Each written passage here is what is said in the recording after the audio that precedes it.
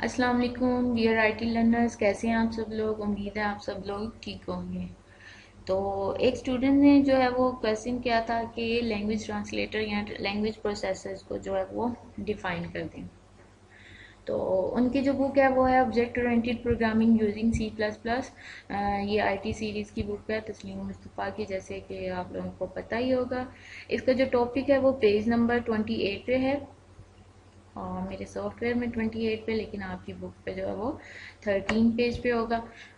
तो language processor या language translator. Translator क्या होता है, जैसे कि आपको जो है वो नाम से ही जाहिर है कि ट्रांसलेटर ट्रांसलेट करता है। लेट्स सपोज कि जब हमारी किसी चाइनीज से या जापानीज से वास्ता पड़ जाए और उसे जो है वो जस्ट आ जाए, आती हो चाइनीज और हमें जस्ट आती हो उर्दू, ठीक है।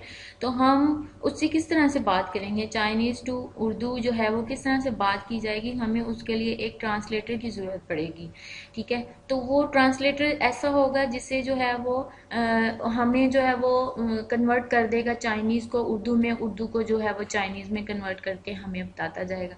हम उससे इसी तरह से बात कर सकेंगे। इसी तरह जो जो कंप्यूटर है, कंप्यूटर को किस तरह की लैंग्वेज अंडरस्टैंड कर सकता है। आप सारे आईटी स्टूडेंट्स हैं, ठीक है। आप लोग जानते हो कि कंप्यूटर जो है वो जस्ट जो है वो अंडरस्टैंड करता है बाइनरी कोड्स को, जीरो एंड वन की जो फॉर्म में होती है चीज़, उसको अंडरस्टैंड करता है। अब बाइनरी कोड्स क्या होते हैं।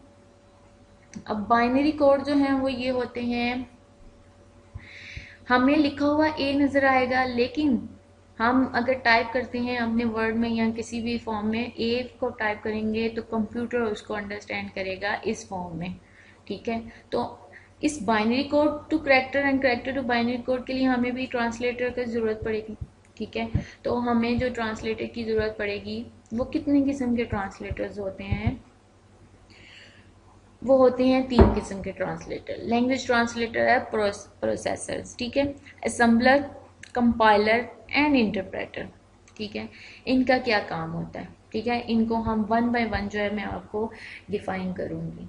तो सबसे पहले हम जो है वो समझ लें कि हाई लेवल में, क्योंकि ये टर्म्स मैं बार बार यूज करूंगी, programming language and high level language, ठीक है। ये क्या होती हैं, नियर टू ह्यूमंस होती हैं। जैसे कि सोर्स कोड हम लिखते हैं सी प्लस प्लस में, ठीक है, या जावा बेसिक फोर्टन आडा पास्कल, ये सब में हम जो कोड लिखते हैं वो हाई लेवल लैंग्वेज होता है, क्योंकि वो हमने लिखा होता है और हमें समझ आ रही होती है कि ये क्या है, ठीक है।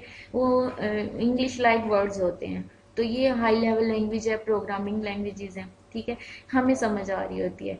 तो जो सोर्स कोड है वो क्या है, सोर्स कोड जो है वन एंड जीरो की फॉर्म में होता है, मशीन लैंग्वेज होती है ये, और ये लो लेवल लैंग्वेज होती है, ठीक है। अब आप लोगों को पता लग गया हाई लेवल लैंग्वेज जो है वो नियर टू ह्यूमन है और लो लेवल लैंग्वेज जो है वो नियर टू मशीन लैंग्वेज है, ठीक है। तो इसके लिए जो है मैं आपको एक और विजुअली जो है वो थोड़ा सा डिफाइन कर देती हूँ।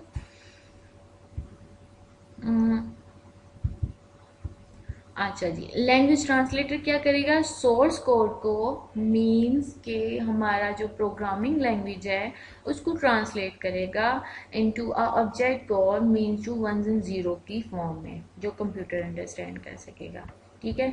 तो इसकी हमने टाइप्स भी देख ली हैं कि वो कौन कौन सी हैं, तीनों टाइप्स हैं। कंपाइलर को सबसे पहले हम देख लेते हैं।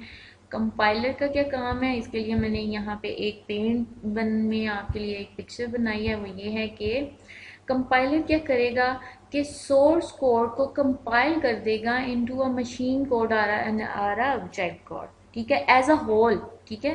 पूरी की पूरी फाइल को, यानी पूरा का पूरा जो प्रोग्राम होगा उसको जो है वो कंपाइल कर देगा। यानी ये हमने अगर ये लिखा हुआ है हेलो वर्ड का प्रोग्राम लिखा है तो ये पूरे के पूरे को रन करके कंपाइल करके जो है वो सोर्स कोड कोड में जो है मशीन कोड में जो है वो रन कर देगा, ठीक है। अभी मैं आपके दिखा रही थी पेन, ठीक है।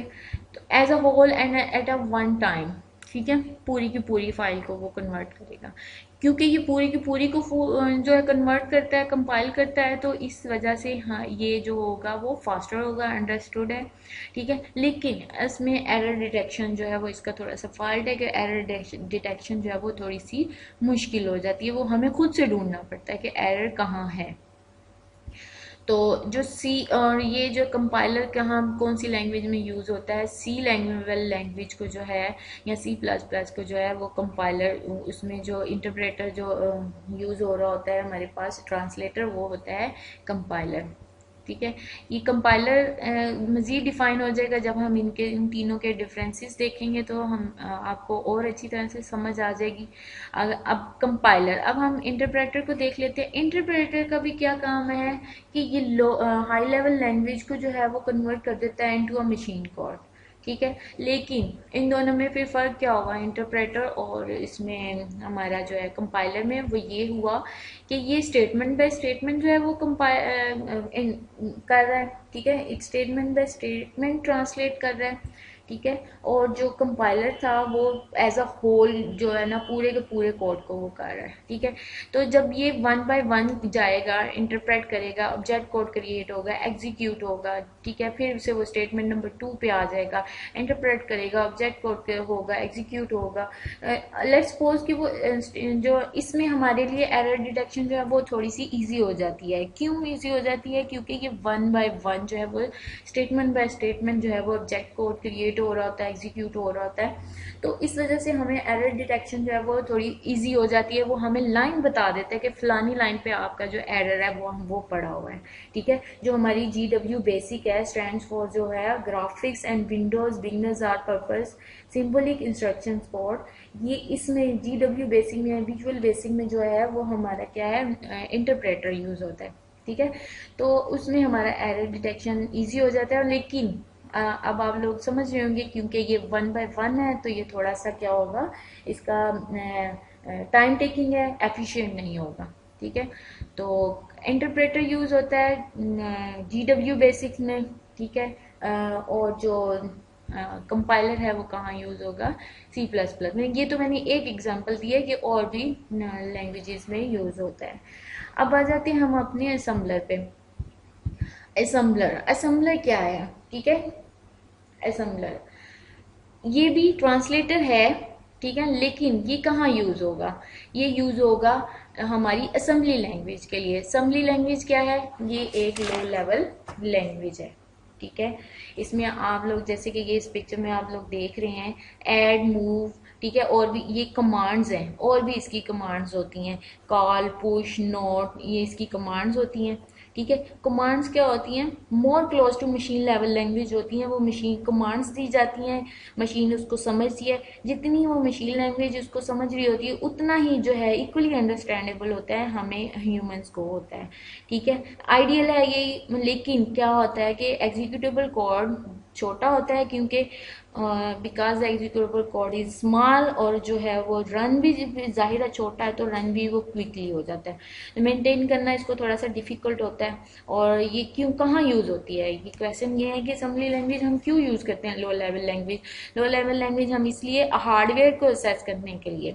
ठीक है, ये कंप्यूटर आर्किटेक्चर लैंग्वेज है, तो हार्डवेयर को असेस करने के लिए हम ये लैंग्वेज यूज़ करते हैं। ये थोड़ी सिंपल और स्ट्रेट फॉरवर्ड होती है।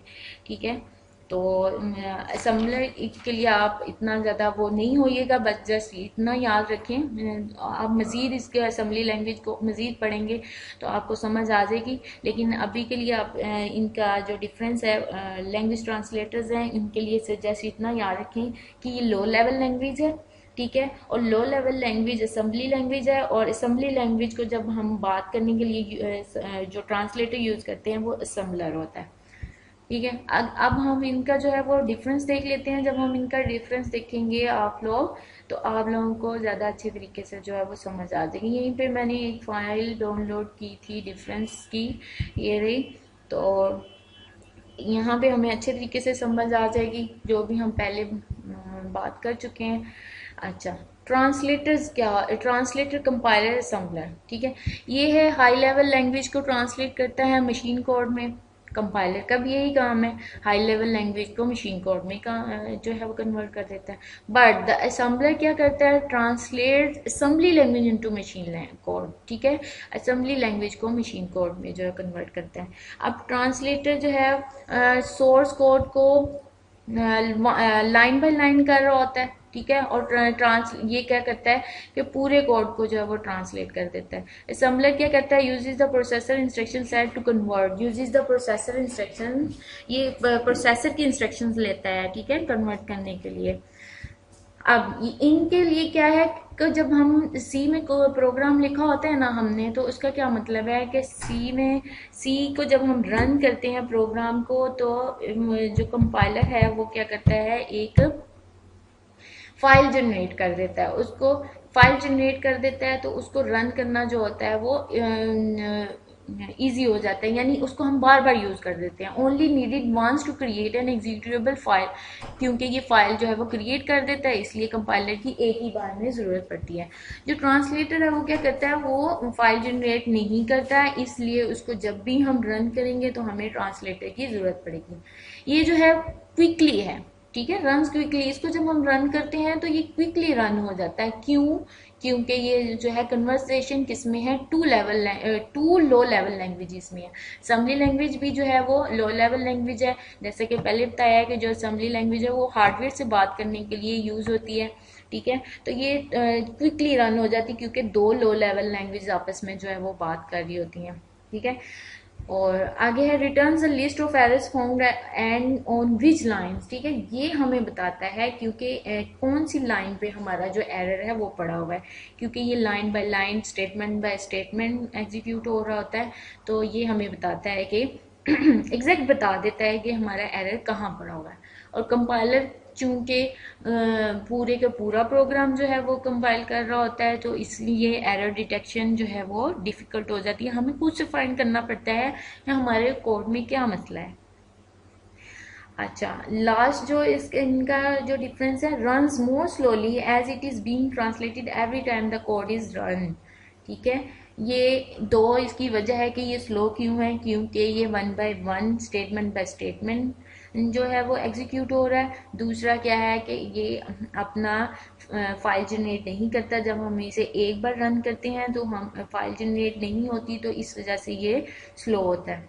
ये क्या है, पूरा ये जल्दी से जो है वो काम करता है, क्विकली है, क्योंकि पूरे के पूरे फाइल जो है वो जनरेट हो जाती है, फाइल जनरेट हो जाती है और पूरे का पूरा जो प्रोग्राम है वो रन कर देता है, ठीक है।